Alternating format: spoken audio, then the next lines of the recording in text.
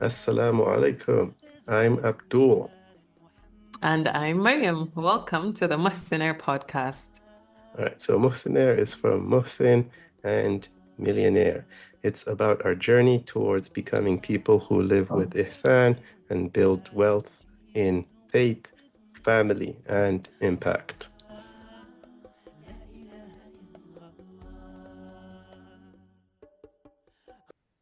Welcome to episode 2. People who are driven to excel have this unconscious propensity to underinvest in their families and overinvest in their careers, even though intimate and loving relationships with their families are the most powerful and enduring source of happiness. Clayton Christensen. Any thoughts on this? Yeah, so I actually saw a chart yesterday, and it was a chart that plotted success, which I'm not sure how they measured the success, but probably in monetary terms, like salary or what have you. But the chart showed uh, married men, married women, unmarried men, unmarried women. And the gap, basically, the group that earned the most by far every time over the years was married men, which was interesting. So it seems like even against all odds or against all that, you know, Western or modern society tries to push us, being married has a lot of value. It may be because, if you're married, then, usually the wife takes care of a lot of things, so you're free to focus on work some more. But that is interesting. So there seems to be even some material benefits to just getting married. We know that there's barakah in getting married as a man, but what are your thoughts on that chart? I'm just wondering what group was the least successful? I can't remember. Okay. Maybe Yeah, I'm I asking. intentionally, we'll Mm, find a link to the chart and put it in the show notes. I'm asking because I remember recently seeing, I wonder if we saw the same thing, but what I saw was not a chart. It was more like a video where this lady was saying, no, sorry, the married women were the least happy, the least successful, the least Hmm. everything. Whereas unmarried women and unmarried men were, more happy, more so everything. I don't know. Yeah, Allah so knows. that's But what you anyway. would think, right? But it seems like you would think that, an unmarried man would be so much more successful, but the married man is actually the most successful. So it seems Mm. like marriage still does work for men, in the material sense, I suppose. We'll find that chart and put it in the show notes. But okay, let's not deviate too much from the topic of today. So go Sounds ahead, go good. ahead. Okay, we'll keep going. Okay, so the guy who I just read this quote from, he was a Harvard professor who on paper was very successful, right? But when he went back for like class reunions, he noticed something strange. He noticed that his old classmates, they had the titles, they had the houses, the money, and basically they looked like they had made it. But then so many of them looked empty. Some of them had broken marriages, some of them barely knew their kids, some of them even ended up in prison because of the choices that they had made while they were chasing success.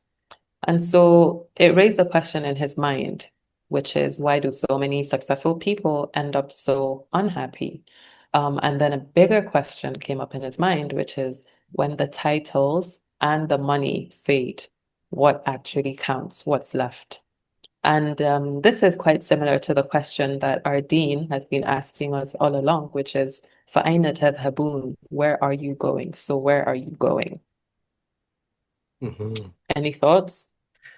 Yeah, no, I think this is it's it's not uncommon, right? So he's managed to like put it on paper and he's sharing a story. So, but that's fine. But I think it's not uncommon. People wouldn't be, I think, surprised by this this story. But still, I I listened to a khutbah by Hamza Yusuf not long ago, but this فَأَيْنَ تَذْهَبُونَ, where are you going? He said he worked as a paramedic, I think, for years, and whenever they would find somebody injured or a concussion or something like that, they would ask them three questions. Who are you? So, like, what is your name? Um, where are you? Like, do you know where you are? And what time is it? If you're able to answer those three things, then you're considered like okay. You're not like very Mm, hurt. But then he said, we as Muslims, we should be asking a fourth question. فَأَيْنَ تَذْهَبُونَ? Where are you going? So mm, I thought that was pretty powerful because it's not just about the now, it's also about kind of the future. What's your path? mm, mm. Our deen gives us a very clear way to measure a life, right? The Prophet ﷺ said, when a person dies, his deeds come to an end except for three: ongoing charity, beneficial knowledge, or a righteous child who prays for him. This is the scoreboard that counts when all of the glam of dunya has disappeared, not the promotions or the applause or the followers. It's the sadaqah that keeps on giving. It's the knowledge that outlives you. It's the love and the tarbiyah that you pour into children who pray for you long after you're gone. And yet, we live in a world that pushes us toward the wrong scoreboards, like hustle over barakah or even career before family. Any thoughts on this? No, I think this is good. This is good. Again, nothing I would say that is surprising, but just, we do need to be more conscious of how we always go back to this scoreboard. Um, it's definitely easier depending on your environment. So I think a conscious choice of where your environment is and where it's taking you is important because we've lived in a few different places, and I can tell you, in some places it's a lot easier to slow down and, you know, assess your life, whereas in other places it's just go, go, go from this thing to the next thing. I mean, at some point I remember I had three, four jobs at the same time. So if you're in a situation like that, like you're definitely not going to be, thinking about the long term and things like that. You're just kind of go, go, go. But yeah, Yeah, and I guess like maybe when people are go go go, they don't maybe they see an end, like they see that, oh, I'm gonna get out of the go go go soon so that I can focus on what's most important to me. But then that sometimes ends up taking a long time. But yeah, I definitely, yeah, it definitely makes sense what you mean about the environment. Um, I guess your environment does help you focus on what it is that matters. Okay, so muhsinir. Muhsin is a person of excellence, and heir is the heir in millionaire and billionaire. So a muhsinir is someone who strives for excellence in faith, family, and impact. This is someone who seeks richness not only in material terms, but in a legacy that benefits their dunya and akhirah. Because money by itself is not just a tool. What makes it meaningful is the intention behind it. Money can solve real problems. Money can free you to give generously with sincerity. Money can support your family and fuel sadaqah jariyah. Money can also build masajid, sponsor orphans, and educate generations, right? yeah. So this is a funny story here. So I think you and it, I think generally we could say that we're not flashy people. Like we don't buy expensive things. But we do have a few things that we always kind of want to be a certain way, which is where Flashy. our money goes. I wouldn't call them flashy, no. Like I know that we are very particular about like hotels, and we like to travel. So we may not wear, I don't think we even own any designer clothes or anything like that. I mean, designer clothes, it's a relative, right? Like we still maybe have things that some people would consider designer, but like definitely not like the Louis Vuitton. I don't need a Louis Vuitton. I don't even want a Louis Vuitton anything or a Hermes or I don't care. But when we travel, we want to travel often. We want to take vacations.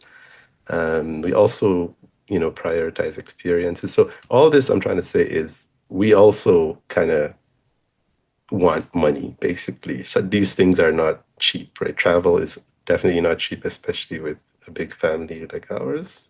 Is our family big? It's big, I think. It's at the lower end of big, Okay, or the especially with a smaller big end of family big. like that, traveling with, five people is not cheap. Um, staying in a nice hotel with five people, not cheap again. Going to like the zoo or water park or these experiences are also not cheap. So anyway, so we also want money. It's not like we don't want money. We do want money. It's just we use our money in different ways. So it's also important for us to think about money in this way. What should we do with the money that we make, and so on. So how do we actually become truly rich? How do we build impact and legacy? Legacy often begins as tiny seeds that you plant every day in the way that you live, earn, spend, and give.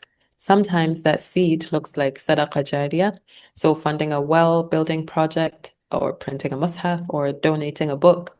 Sometimes it looks like knowledge that is shared, so teaching a child a surah, mentoring a younger Muslim, or even writing a short post that touches one heart. And sometimes it looks like wealth itself becoming the legacy. When your career or business becomes a means of service, then every paycheck is potential sadaqah and the work itself is rewarding. Like an entrepreneur, right, who builds a halal business that employs hundreds of families, or a consultant who donates a huge percentage of her earnings to education in undeserved communities, or the parent who works in a career that doesn't just pay the bills, but leaves room to raise righteous children. That's the Muhsinah version of impact, where you're not only giving after you earn, but earning in a way that is giving. Okay, I think this really captures why we decided to focus Mohsinir on three pillars. So there's faith, family, and impact.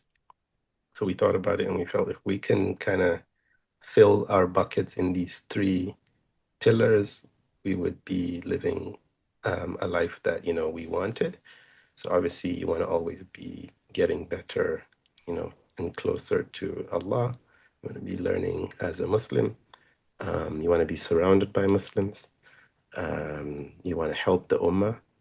And then family, of course, the best of us are the best to our families, as the Prophet ﷺ said. And you want to also raise a generation that is better than you. And then finally, impact. It's like, okay, when you work, when you make money, what is that going towards? There is definitely a way to do that intentionally.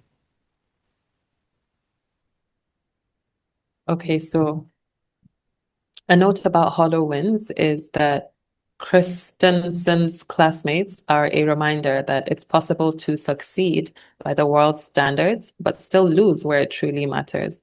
Like someone with an impressive career, but a family that feels abandoned. That's what a hollow win looks like. Thankfully, the alternative isn't that we should all abandon ambition or refuse success. It's more about anchoring achievement to the hereafter. That's the shift, right? So, over to you now. فَأَيْنَ تَذْهَبُونَ? Where are you going? Are your days only feeding your dunya, or are they building your akhirah as well? Is your wealth just numbers in an account? Because at the end of the day, the question isn't whether you were rich or poor, famous or unknown. The question is simple. Did you live a life that mattered? From our family to yours, thank you for being here. This journey of Ihsan is not one that we can take alone. So let's keep learning together, inshallah. If you enjoyed the podcast, please give it a rating and share it with your friends and family and anyone you know who might be interested. Subscribe to the podcast. Join us at mohsinair.com to continue the conversation. Until then, may your days be full of barakah. Assalamu alaikum.